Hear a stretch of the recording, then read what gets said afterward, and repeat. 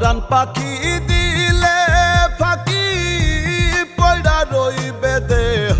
খান থাকবে না এই দুনিয়াবি আর তো কোনো পেরেশান পরাণ পাখি দিলে ফাঁকি পয়ড়া রইবে দেহ খান থাকবে না এই দুনিয়াবি আর তো কোনো পেরেশান আপন বাড়ি শেষ ঠিকানা